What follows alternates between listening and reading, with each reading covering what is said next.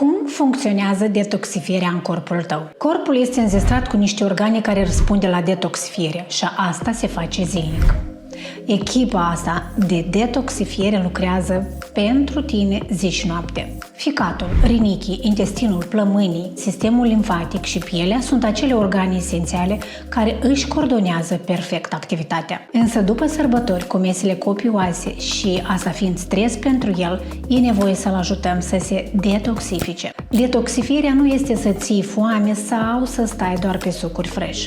Nici pe departe. Detox înseamnă să îi oferi zilnic tot de ce are el nevoie să se refacă și să se detoxifice. Ficatul este liderul echipei de detoxifiere. El este responsabil pentru procesarea și neutralizarea toxinelor pe care noi le consumăm din alimente sau ele se acumulează în corp pe parcursul vieții noastre. Un aspect foarte important e că ficatul folosește pentru a neutraliza toxinele, folosește enzime speciale, iar aceste enzime speciale sunt de origine proteică.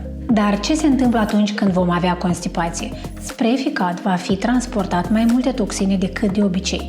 De aia, întotdeauna începem cu tractul gastrointestinal, și anume reglarea tranzitului și fermentarea alimentelor. Ajungând toxinele în ficat, sunt descompuse și eliminate din corp. Însă, pentru ca ficatul să-și facă treaba corect, are nevoie de un suport, de proteine de calitate și de vitamine.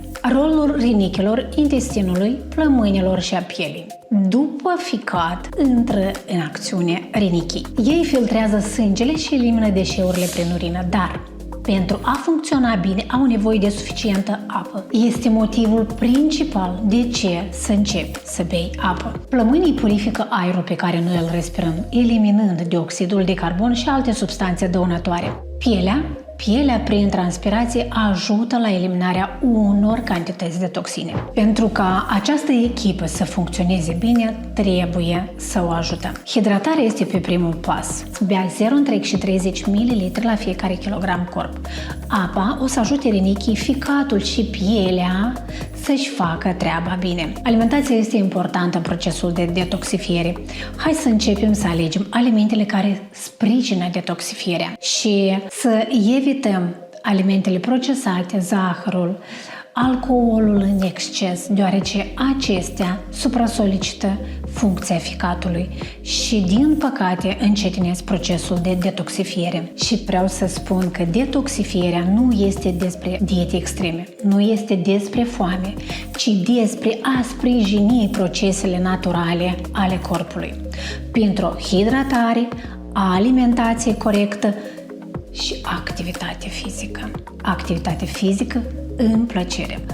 Tu poți ajuta ficatul, rinichii și toate organele care sunt implicate în procesul de detoxifiere să-și facă treaba bine. Ai grijă de corpul tău pentru că el este locul cel mai frumos din lumea asta și e locul unde tu trăiești. Și începe astăzi să faci schimbări mici ca să ai rezultate mari.